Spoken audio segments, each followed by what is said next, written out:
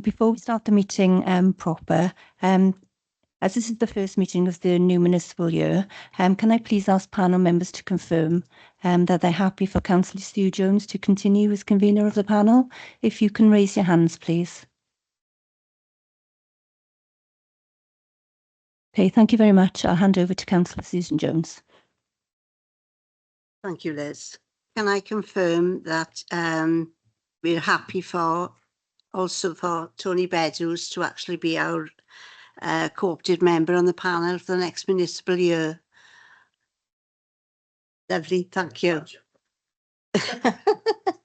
Thank you, Tony.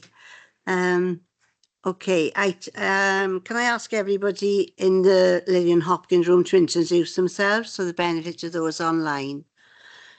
Shall I start? Councillor Sue Jones, convener of Adult Services. Tell me about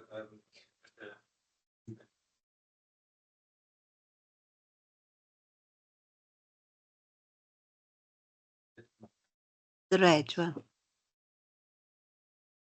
Oh, right, okay. Yeah, sorry, Tony Beddoe, independent member of the Scrutiny panel. Councillor Louise Gibbard, Cabinet Member for Care Services. Amy Hawkins, I'm the Head of Adult Services and Tackling Poverty. Dave Howes, Director of Social Services. Alan Jeffrey, Councillor, Uplands Ward. Erica Kirshner, Councillor for Penderry. Paxton Hood-Williams, Councillor for Fairwood. Thank you all. Item 2 then. Don't forget me, Sue, you know, Councillor Jeff Jones in Dunwood and Killee. Thank you, Jeff. Sorry.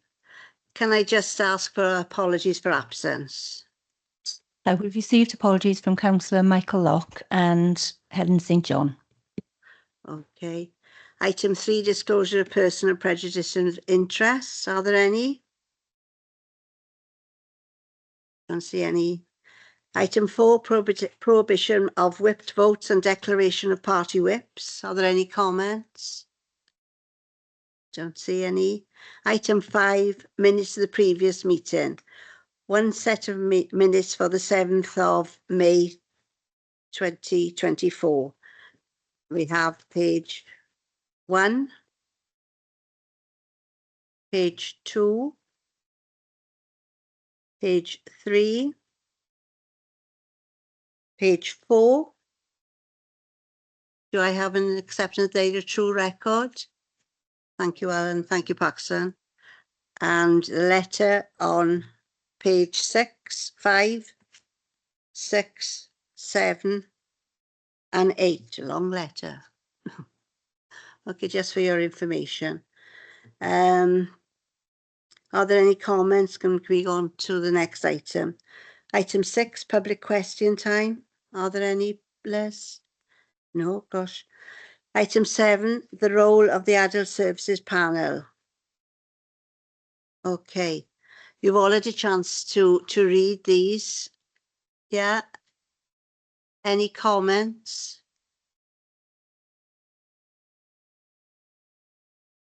This is good, isn't it? Okay, we accept those as our role for the coming year.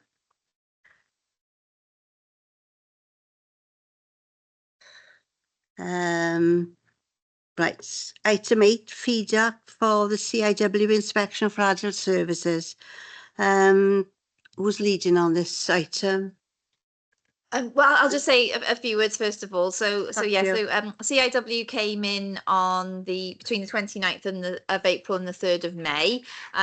They're looking to review our performance with regards to the wellbeing, the Social Services and Wellbeing Act, in particular looking at people, voice and control, prevention, wellbeing, and partnership working. We've had some initial verbal feedback, but the report is embargoed until Thursday, so there's not a lot more we can say at this point other than that we've, you know, a positive experience. Perhaps Dave might want, or Amy might want to elaborate on that if we can. I don't know how much else we're allowed to say at this point. I'll I'll be very broad, sorry, in terms of what we can say. But they did identify a number of areas of positive practice. They particularly referenced how committed our teams were and dedicated they were to supporting people. They also did acknowledge, though, that there were waiting times. And I think we had that in the verbal feedback, and we know that's going to come through in the report. I don't think I'm telling you anything that is come to a surprise, as you've seen our scrutiny, you've seen our performance reports over the years. So we know the demand is enormous in terms of our services. And it is the same we're seeing reflected across Wales as well. So, but they verbally acknowledged to us that they could see that we had plans in place to address this. So it was still a challenge, but there were plans in place. The same as some areas around staff sickness levels, and also just generally recruitment as well, and how challenging that has been across the board in terms of social care in the last few years, and how that's still impacting on services. So I think the key thing is around the action plan we're going to put in place to take any of the recommendations forward, or the areas that they're highlighting. I think we also want to promote the good practice that they've identified. I think there was a number of areas that they said we were doing that they were interested in us sharing as well. So that's very positive. So I hope that's in the realms of things I'm allowed to say. So thank you. Thank you, Amy. Do you want to add anything, Dave? No, I think it's a good summary. I mean, I suppose I'd characterise it as when we start intervening with families, whether that's, I was particularly pleased that they reference a lot of the prevention and wellbeing work that takes place, and saying that was positive practice, as Amy has said, and they encourage us to share with other local authorities.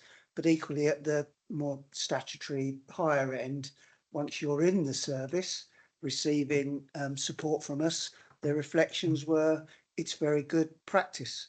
The challenge is it takes time to get into the service, waiting lists are too long, where you've got issues around capacity with things like domiciliary care, etc.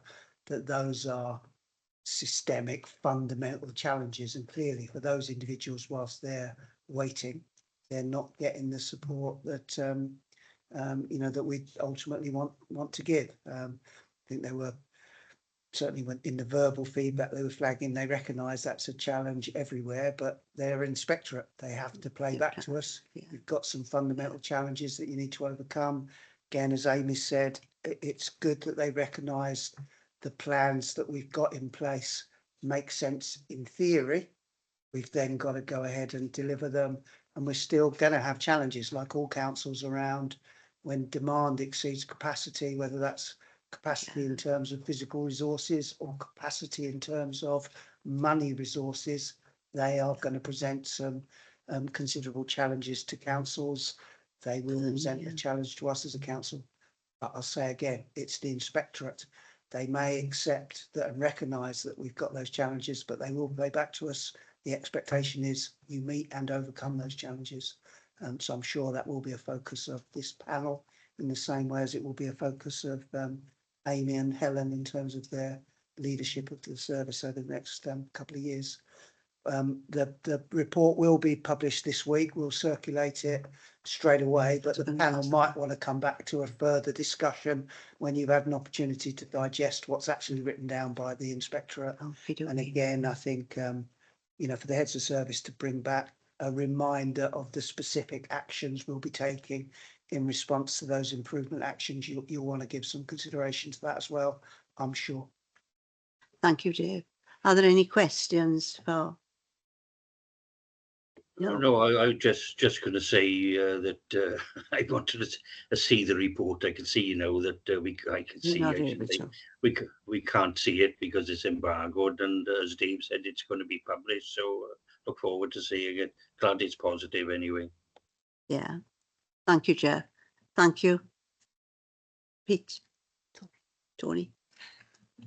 Thank you, Chair. Peter. Just a couple of thoughts occurred to me when I was looking at the papers before the meeting, David. One was about whether we've got any problems arising from what we might call it transient populations that are not really settled for any length of time in different parts of the city or the county, but they're still in Swansea, but they're moving around a fair bit. And link with that to a possible degree.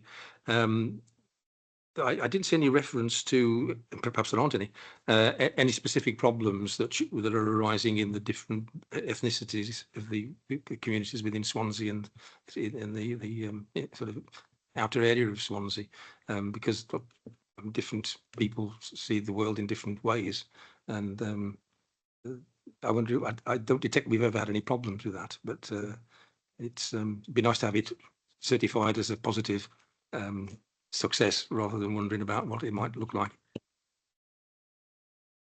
So are you referencing the performance report, Tony? Is that? Yes, it was really important. No, We haven't. Yeah. Yeah. I see the question in terms of what it prompted in my mind is the things that at some point in the machinery we might want to pay some attention to, or we may have already done it and we're not quite happy. Yeah, we'll come back to it when we share when Amy takes us through the performance report. Didn't come up as a specific issue in terms of the inspectorate's feedback. Again, it's difficult to talk until you actually see the report and have an opportunity to digest the report. Generally, I would say their feedback was, just as I've described, we are good at serving our population, and in Swansea, that is a diverse population. So I would see that as a really positive. They didn't specifically focus too much, I don't recall, on those particular cohorts, but the overall message was, wherever we are supporting people on that continuum of need, including that very diverse population, we are very good at it. But we've got a fundamental challenge around that level of demand that we have, whether that's post-COVID, whether that's in the context of cost of living, whether that's in the context of our population is changing, including in some of the ways you've described. We're good at meeting those challenges. We're good at paying attention to the variety of voices that we engage in. We're good at co-production. We do a whole load of really positive stuff, but demand exceeds our capacity. And by definition, that means you're going to always, at any given time, have a cohort of the population that we're not supporting well because we're not supporting them. And that is a fundamental challenge. But I think we can still extract a positive message of, but we know our business, and when we have the opportunity to deliver our business, we do it well and we serve our population well, or those varieties of populations that you've described. thank you. We go on to item 9 now, then, the performance management. Louise, do you want to say something before? No, it's Amy fine. I'm happy takes it on for Amy to take through the report. Just to bear in mind, this is because of the sort of processes. This is April's report, so we're looking back a couple of months. But again, lots of positives, lots of things moving in the right direction. But I'll leave it to Amy to. Thank you, Amy. Thank you. Can I just actually give some context in terms of demands at the moment and just some year-on-year information around demand? Should we just?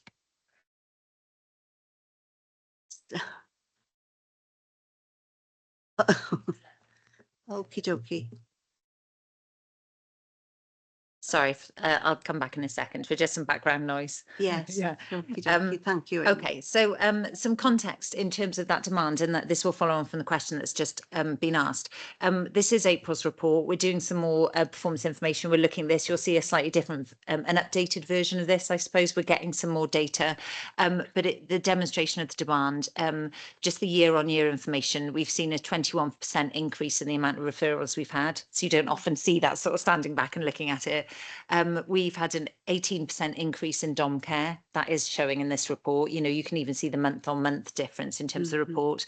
We've had a 7% increase in the amount of residential placements that we fund ourselves. So all of these are sort of leading towards an increase in financial pressures as well. And there are those picking up that question around the transient populations or some of the work. We also know that there is an increase in terms of people who are vulnerably housed or homeless or threatened with homelessness. Now, I appreciate that's our colleagues in the housing department, but we obviously in social care do see a knock-on impact in terms of those wider needs of individuals. We know that people experiencing mental ill health, we're seeing an increase of, and it's projected to increase by 14% by 2026. So that's just some context of what we're addressing at the moment, or what we're seeing coming in the front door. So in terms of the performance report, the April information, I'll cover off, I'll jump in between Helen and my areas, if that's all right. Sorry, we usually split it between the two of us, but unfortunately she wasn't able to attend today. So just in terms of the very first bits of information you see in the report around our common access points. So this is our front door into adult services. We are seeing, we have seen a continually high level of demand. So that matches some of those figures I've just told you. The level is, the level of demand remains continually high. In April, we had 723 referrals in through the front door. We saw a higher number of these going through to the therapies team than we'd seen before in the previous month, sorry, but generally there was a bit more of a trend. There is an opportunity to support people at an earlier stage though. So whilst the therapies team are seeing people with more complexities, it's an opportunity for a multidisciplinary approach to de-escalate this need early. So, you know, it's doing what I should in terms of the front door and supporting people. We are seeing around 25% to 30% going through to our social work teams. So as I said, we're dealing with over 2,500 new queries a year now through our front doors of individuals who are not known to us. And I think it's that area we want to try and support those people as early and as quickly as we can, and even get to them before they get to our front door, if that's at all possible. But we'll bring that work forward through the year. We've talked about our prevention, early help, as Dave mentioned. It has been, you know, CIW recognised some of the work we're doing in this area, but we know this, we have to do more of this. In terms of our work around that, so the care managed bit of it. So when we come into the space of the assessments, the team are doing the assessments and the reviews. There was an increase in April, so the team managed to complete more assessments and more reviews, so getting those up to date. We do have waiting lists, and I think we will be incorporating these into the reports in the future, and hopefully you'll see a trend of how we're improving on those waiting lists.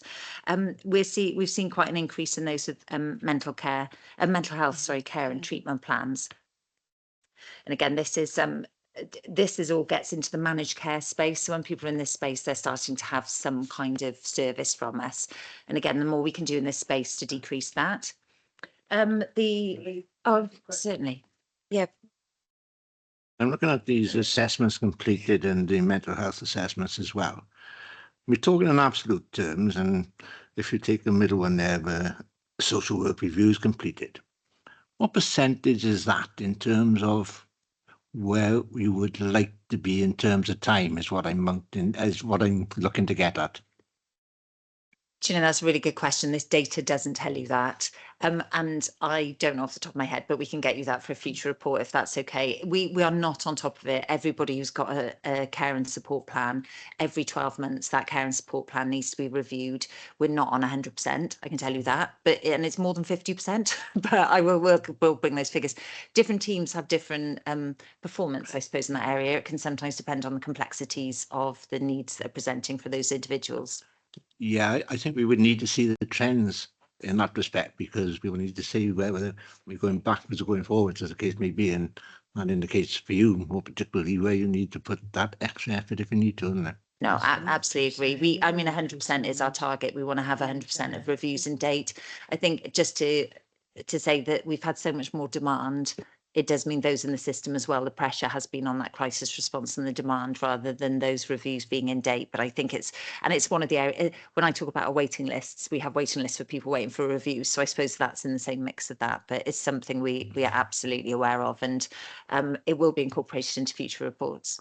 I think we appreciate the context you put in that in terms of demand, but I still think it's important that we see that trend in percentage terms to see which way we're going. Thank you. You know, of course. Thank you.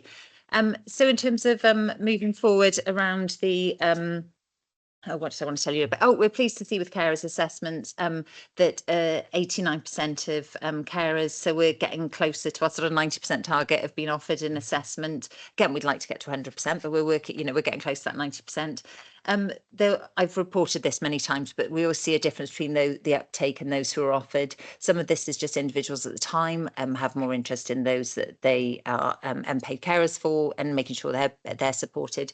Some of these are just on time lag, so people are saying, yeah, I want a carers assessment, but not yet. you know, so there's, but again, when you see the trends over time, we are seeing an increase in the amount of people we're providing assessments for and care and support, a carer's support for carers. Yeah.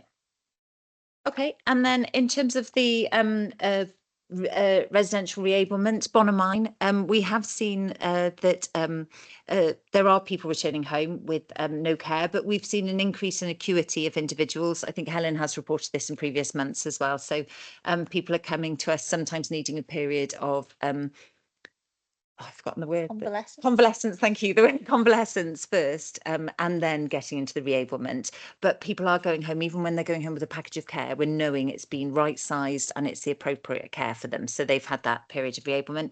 People are staying with us for slightly less time as well. So people are going home sooner, even though they might come to us with more needs. So that's in terms of an average. There were still, in April, there were still 10 people who went home with no care and 5 people with care. So, and 1 person went into residential.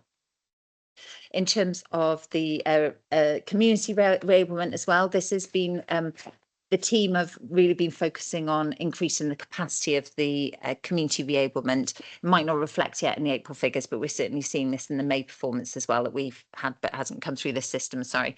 So this is around really making sure that we increase the capacity of the amount of people who, rather than just going onto our brokerage list for dom care support, more people are going through dom care reablement, basically at home reablement, to ensure that that package of care is most appropriate. But then some of those individuals as well are ending up with no care, which is, you know, they're reables and they're supported to not need care. And we want to see this team have an increase of people who are being referred to that team from home, from the community rather than hospital.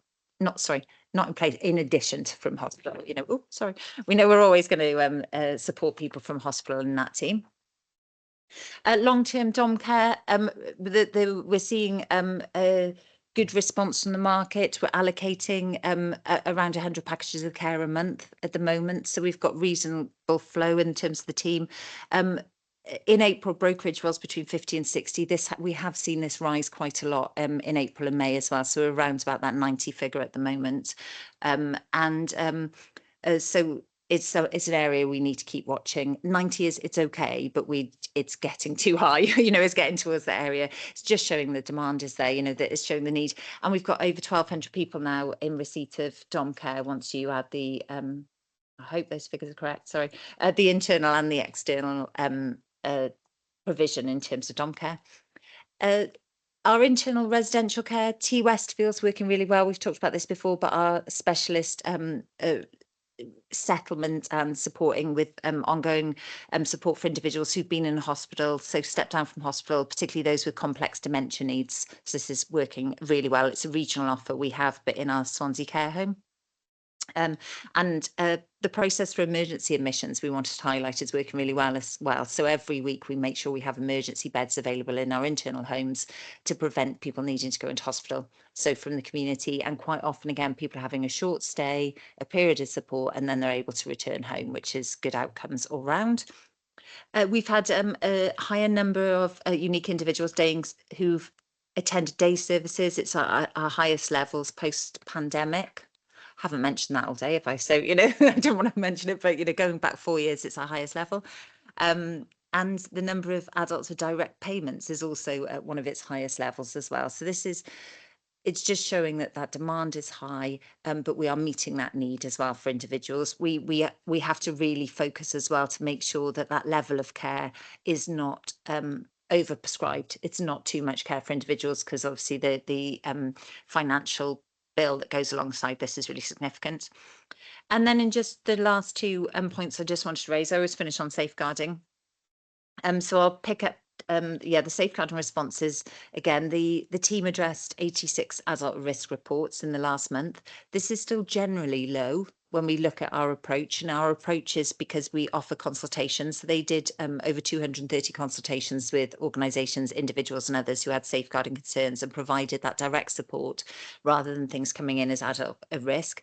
But at that adult at risk at 86 in the month, when you compare it to this time last year at 53, it is showing, you know, it's showing an increase. So we are mapping that, because it'll be interesting to see as the year goes on, or certainly when we compare the end of the first quarter, we'll see if that's a trend.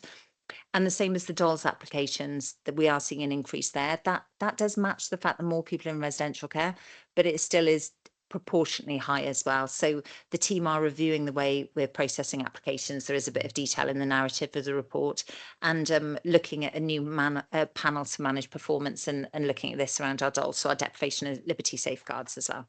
Happy to take any other questions. Thank you, Amy, for that. Are there any questions?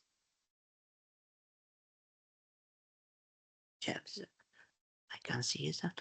Councillor Jeff Jones, do you have a question? Can't see my hand, can you? No. There we Sorry. are. To get a bigger one. Yeah, thanks for the report. You've actually mentioned, I can't remember where, that you recruited into the common access point to actually deal with demand, which you said is, going up and so on. In fact, everything seems to be actually going up, the figures. But with regard to the common access point, is that actually driving demand for our services? More people are becoming, shall we say, aware they're actually going through the common access point, whereas before they perhaps, shall I say, perhaps didn't know about some of the services we provided and so on. So is that a driver actually driving up demand?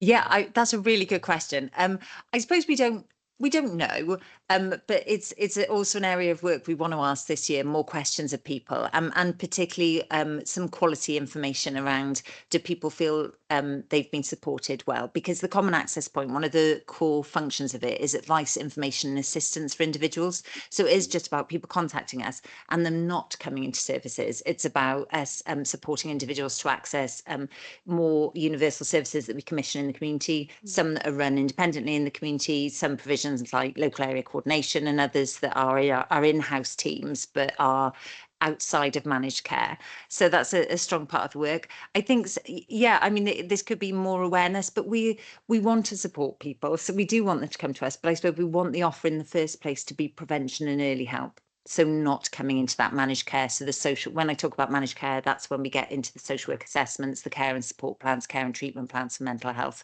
So it's, and at the moment, around 25% of individuals are supported with that information and advice. We want to see that figure. In fact, the teams have been working on the targets. We want to get that near 75% of individuals that we're seeing being supported, but making sure we have those appropriate pathways for people. So there is the support there. So then we will see those numbers increasing coming to us, but they won't necessarily be those 2,500 new inquiries a year that come through to managed care. Okay, yes, thanks for that. A couple of points I actually wrote down as well. You've got, some of the concerns, one which is staff sickness, which is an ongoing problem. You've actually got a hold on recruitment as well. What's that all about? How long have we actually got a hold on recruitment? How many numbers are we actually talking about? And what effect does it have actually on you providing the service? I mean, another really good question. This is one of the challenges we've got at the moment. The demand is so great, but also our staffing costs are really great as well. So when people have left, we've had to look at it and scrutinise every single job and vacancy, as I'd hope you'd expect us to be, prudent with the finances.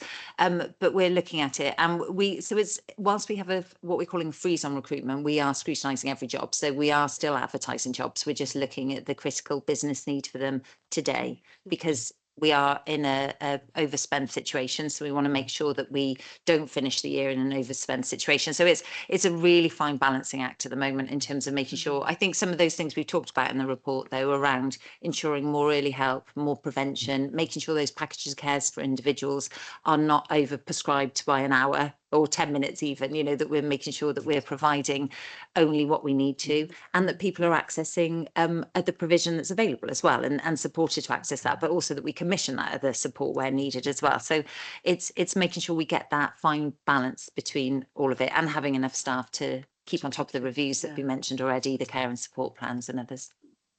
Okay, just one final question, really. I think all the contracts have been relet to the external providers. but you actually say there's a problem with one supplier actually knocking out, well, coming up to the mark or whatever.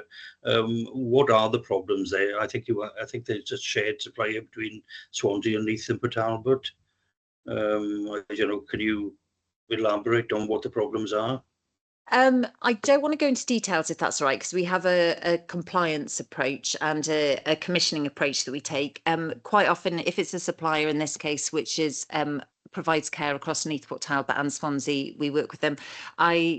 Because this was April, not that this happens that frequently, but I'm pretty sure it's a supported living provider. So it's someone who provides support to individuals, sometimes in shared accommodation in the community, and then often individuals living independently, and they go out and provide support.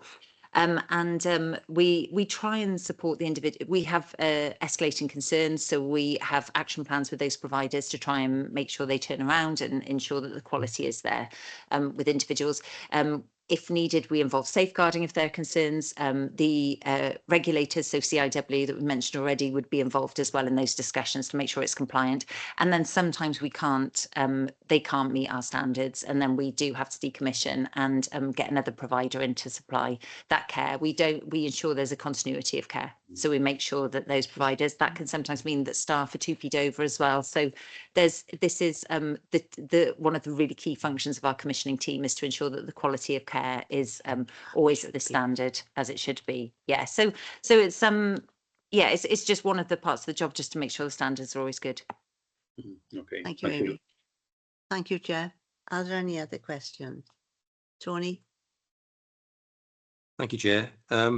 I wonder if you could just explain for me, I think I know what it means, but the term integrated therapies appeared in the report. What would they be and where would they come from? Now, this is definitely Helen's area.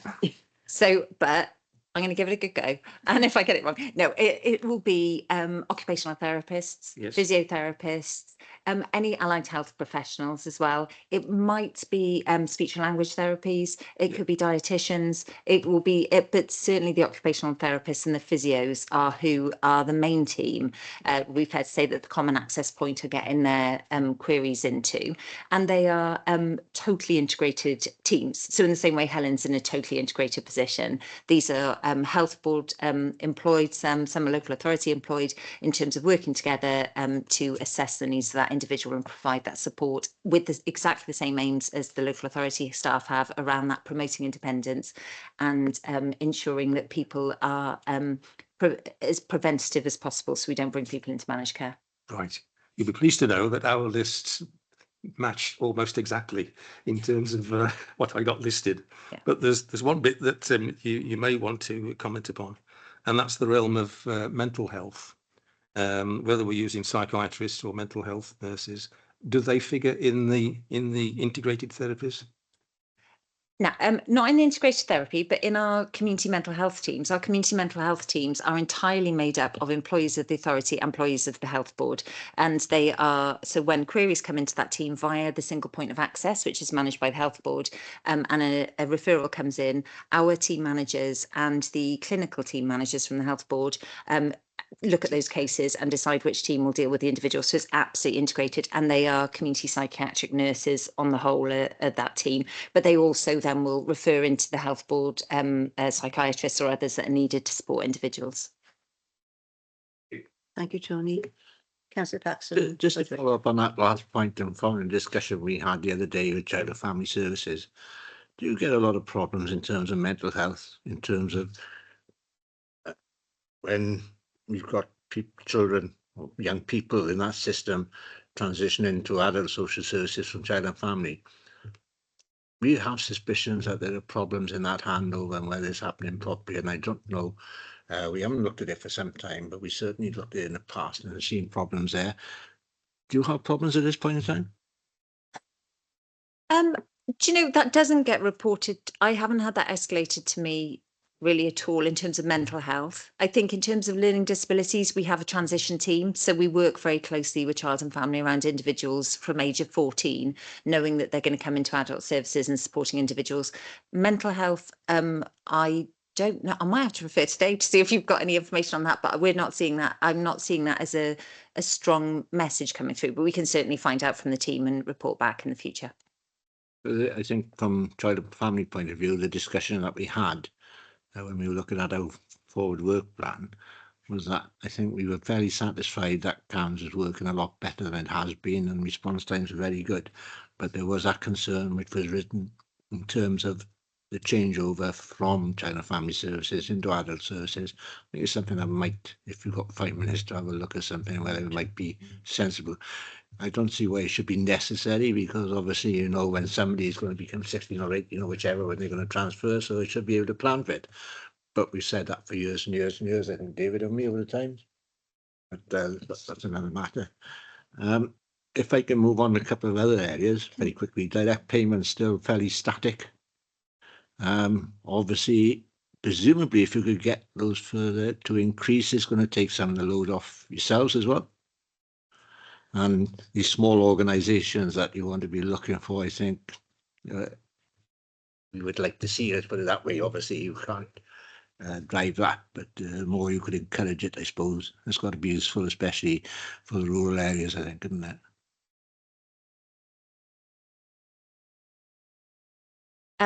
Yeah, okay, direct payments, yes. I think it's that optimum figure of what's the optimum number of direct payments of individuals, so unique individuals receiving direct payments. If it is offsetting those who would go into dom care providers, yes, that's certainly a route as an option for individuals. So yeah, as a strategy, we'd want to increase those levels. I think it depends what people are using their direct payments for as well. There's a real mix. So I think when you see the graph on page, sorry, it's my page 30, I think it should be yours as well. There's people quite often using it for personal assistance, so but also can be for respite and for other sort of social provision around people's care and support plans. The number of those small organisations, we can influence that to a certain extent. We do have a contract with the third sector, with SCVS, they're supporting and providing support for social enterprises and micro enterprises as well to help us provide care. So that is something, whilst we can't control which individuals set up those businesses, we try and create the environment for them to be able to set up those businesses. Finally, just to I've heard some concerns recently about the time to deal with dolls referrals. I notice obviously you're showing quite a big increase as we were coming out of the spring. And also you're beginning to see, as a result of that, I think some increase in backlog. And just wondering what the situation is with that at the moment and where we're going with it. Yeah, I'm just really focusing on it as a team, making sure that our dolls teams are working very closely with providers as well. So whether these are care homes, they're doing some regional approaches around the paperwork and supporting people in terms of the filling in the paperwork, also training and going out to individual homes to support in terms of the completing and referring and making sure those are done in a timely manner so our team can then authorise them. We're bringing a bit of additional capacity with the team around the authorisations as well, because that's sometimes where the backlog is. So the actual dolls assessment's been done, but it's just making sure it's been authorised as well. So I was talking to the manager of the team about this last week, and she's got a number of strategies in place to address this. So I'm hoping you won't see it in the May's report, but hopefully you'll see it by June, end of June. Sorry, July. We're in July already, aren't we? Sorry. So we can look forward to seeing those figures improving then. Yeah. Okay. Hold it up, mind. Okay, thanks. Thank you. Are there any other, Tony? So, sorry, Chair, I hadn't thought of asking this question until you just said what you just said. In terms of deprivation of liberties inquiries, to what extent are any of them made from afar on behalf of residents, people who've lived here, but maybe their families have moved away, or they've moved away from their families and happen to live in Swansea? And if that's a significant relationship to manage, how easily is it managed?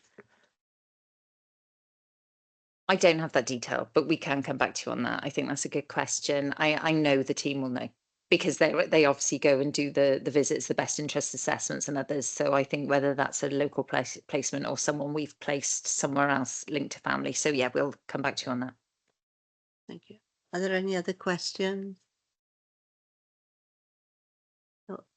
Thank you, Amy, for that. Just a comment, really. I've had an opportunity to use the common access point with twice within the last 18 months. Both cases were known to social services and the response was absolutely amazing. So thank you for that. Just to highlight that. Thank you. Right, we go on to item 10, draft work plan. So thank you very much.